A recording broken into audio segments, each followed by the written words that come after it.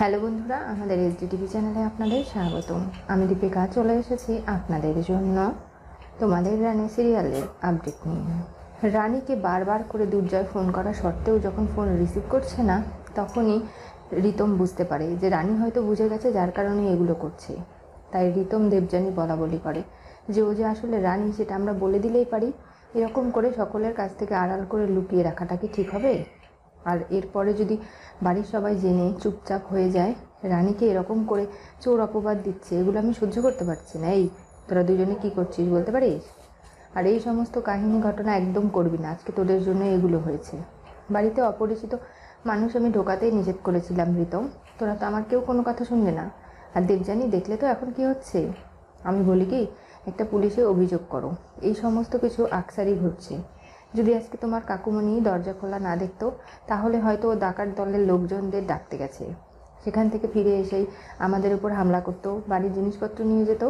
সামনে বাড়িতে বিয়ে, তোমরা ভাবতে পারছো সেগুলো? তখনই আমি মেজো বউ মাধুরী এবং বিনু পুনু সবাই চলে আসে, বলে মা ওর যে পুটলিটা ছিল সেটাও নিয়ে যায়নি, কোনো জিনিসপত্রও নেয়নি, এমনকি বাড়ির কোনো কিছু চুরিও যায়নি। তার মানেটা কি?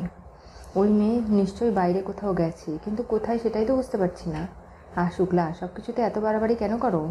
হয়তো এমনটাও হতে পারে যে ও কোনো প্রয়োজনে গেছে, আমাদের বলতে মনে নেই, আর যার কারণেই এখন কোনো কিছু নিয়ে যায়নি, ও ঠিক ফিরে আসবে। এগুলো কি ঠিক হচ্ছে? আমাদের আগে থেকেই সব কিছু ধারণা করে নেওয়াটা, মেয়েটা কোথায় গেছে, এত রাত্রে কী করছে, কোনো বিপদে পড়লো কিনা সেগুলো আমাদের জানা দরকার। সেটা আমরা না জানতে পেরেই এখন নানাভাবে ঝামেলা করলে কি চলবে? ওই মেয়েকে নিয়ে আর কোনো ভাবনা চিন্তা নয়। ওর যা জিনিসপত্র রয়েছে সবটা বাইরে বের করে দিয়ে আসো, এই বাড়িতে ওকে ঢুকতে হবে না, প্রতিদিন ওকে নিয়ে অশান্তি আর ভালো লাগে না। ওর চাকরি এখানেই শেষ। দুর্জয় অসুস্থ হতে লাগে, শুক্লা তার নিজের ছেলেকে নিয়ে বিনু পুনুকে ধরে ঘরে চলে যায়। রিতম দেবযানী কী করবে বুঝে উঠতে পারে না, তারা তাদের ঘরে চলে আসে। এরপর এসে একটা ভয়েস মেসেজ পাঠিয়ে দেয় রানীকে, যে রানী তুমি ফোন ব্যাক করো, তোমার সাথে খুব জরুরি কথা আছে। রানী অনিশার নার্সিংহোম থেকে পেছনের দরজা দিয়ে বেরিয়ে এরপরে দেখতে পারে তার ফোনে একটা নোটিফিকেশন। তখনই সে জানতে পারে যে বাড়ির সবাই জেনে গেছে সমস্ত সত্যিটা। রানীকে ফোন ব্যাক করতে বলা হয়। রানী SMS-এর জবাব দেয় যে রিতমদা তুমি ফোন ব্যাক করো, তোমার সঙ্গে আমার কথা আছে। এটা শোনার পরে রিতম দেবযানী ঘরে যায়, গিয়ে রানীকে ফোন করে। কি ব্যাপার রানী, তুমি এরকম করে রাত্রিবেলা বেরিয়ে যাবে, আমাদের একবারও তো বললে না? তাহলে আমি না হয় তোমাদের সাহায্য করতাম, সেটা কেন করতে পারলে না? আমি তো সেটাই বুঝতে পারছি না। দেখো, আমার সেই সময় বেরিয়ে আসা ছাড়া আর কোনো উপায় ছিল না, আমি অনিশাদের হাতে ধরা পড়ে গেছি। কি বলছো কি? হ্যাঁ, ও জেনে গেছে আমি বেঁচে আছি, এমনকি ওর দুর্জয়ের ক্ষতি করে দেবে চরমতম। ওই বাড়িতে আমি গেলে দুর্জয়ের প্রাণ সংশয় রয়েছে, তাই আমি যেতে পারবো না। এসব কি কথাবার্তা? অনিশা তো দুর্জয়কে ভালোবাসে না, ও জীবনে কাউকে কখনো ভালোবাসতে পারে না রিতমদা। তোমাদের আমি সব কথা বলবো, তবে এখন নয়, কালকে ভোর ভোর তুমি আমার সঙ্গে দেখা করতে পারবে তো? কোথায় দেখা করতে হবে বলো? এই দেবু, তুই কিন্তু কাউকে বলবি না যে রিতম আমার সঙ্গে দেখা করতে যাচ্ছে, বুঝতে পেরেছিস? আমাদের কিন্তু যেভাবেই হোক না কেন দুর্জয়কে বাঁচাতে হবে। ঠিক আছে রানী, তুমি শুধু আমাকে বলো কি করতে হবে, আমি তোমার কথা শুনছি এবং নানাভাবে আমি তোমাকে সাহায্য করব। আর সেই সব কথা শুনেই ফোনটা রেখে দেয়। রানী, তুই বাড়িতে ফিরে আসবি না? না, আজকে আমি স্টেশনের ধারে বসে থাকবো, আর তো কয়েক ঘন্টা মাত্র, এরপরে সকাল হয়ে যাবে। এর মধ্যেই আমাকে যা করার করে নিতে হবে, রিতমদার সঙ্গে দেখা করে পরিকল্পনা করতে হবে। ঠিক আছে, তাহলে ওই কথাই থাকলো। রানী ফোন রেখে দেয়। পরের দিন সকাল হয়ে যায়, রিতম চলে যায় রানীর সঙ্গে দেখা করতে। সেখানে গিয়ে রানী জানায় সমস্ত কথা, বলে অনিশা এতটা খারাপ, ও ভাইয়ের জীবন নিয়ে ছিনিমিনি খেলছে, এগুলো করতে দিলে চলবে না রানী। অনিশাদি জানে না, ও যদি ডালে ডালে চলে আমি পাতায় পাতায়। যা করার তোমাকে করতে হবে রিতমদা, 4 ঘন্টার জন্য দুর্জয়কে আমার চাই। তার মানে ওর আবারও অপারেশন হবে? হ্যাঁ, আমার ভাইটাকে নিয়ে কী শুরু করেছে ও, আমি বুঝতে পারছি না। একবার খালি দুর্জয়ের অপারেশনটা করে ফেলি, তারপরে দেখো না ওর সমস্ত চক্রান্তের জাল কি করে কেটে দেয়, ওকে আমি দেখছি। এরপরে ও যা যা আমার সঙ্গে অন্যায় করেছে তার শাস্তি এবার ওকে পেতেই হবে। ও আমাকে ভয় দেখিয়েছে, আমি যদি ওই বাড়িতে ফিরে যাই তাহলে ওর রিমোটটা টিপে দেবে আর দুর্জয়ের চরম ক্ষতি হয়ে যাবে। তাই বলছি, যাই কিছু হয়ে যাক না কেন আমাদের খুঁজে বের করতে হবে অনিশার সেই রিমোটটা কোথায় রেখেছি, সেটা আমাদের ওখান থেকে চুরি করে নিতে হবে। এরপরে আমি দুর্জয়ের অপারেশন করে ওকে ঠিক সুস্থ করে তুলব। তুমি দেখো রিতমদা, আমি ওর কোনো ক্ষতি হতে দেব না। রানী, এইসব শোনার পরে তো মনে হচ্ছে যে অনিশা ওই বাড়ির বউ হওয়ার যোগ্যই নয়, সেটা তো আমি বলেছিলাম।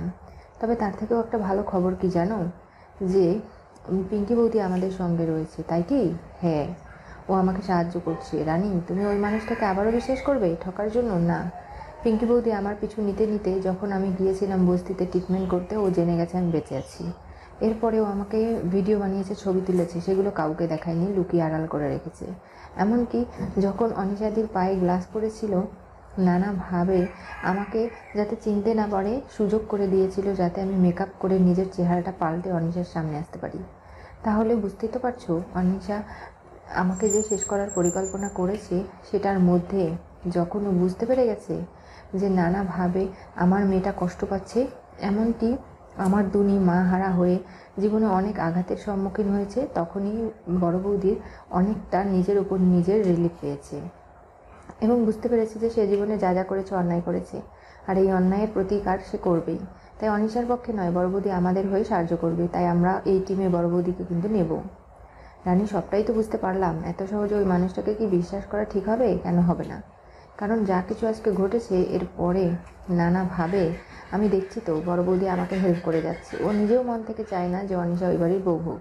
রানী এবার চিন্তা করেছে যেভাবেই হোক না কেন দুর্জয়কে সে সুস্থ করে তুলবে, তার জন্য রিতমদার সাহায্যের বিকল্প কোনো কিছু নেই। তাই সমস্ত পরিকল্পনা রিতমদাকে বুঝিয়ে দেয় যে তুমি এরকম করে দুর্জয়কে বলবে, যদি কাজ হয় তাহলে তো ভালো, তা না হলে বিকল্প পথ আমাকে অবলম্বন করতে হবে। তবে দুর্জয়কে 4 ঘন্টার জন্য আমার চাই। এরপরে রিতম বাড়ি চলে যায়। গিয়ে সেখানে বিয়ের সমস্ত কাজ চলে এসেছে। সকাল সকাল রিতম নেই বলে কাকিমণি বলছে যে কোথায়, ওকে তো চা দিতে গিয়েও আমি দেখতে পারিনি।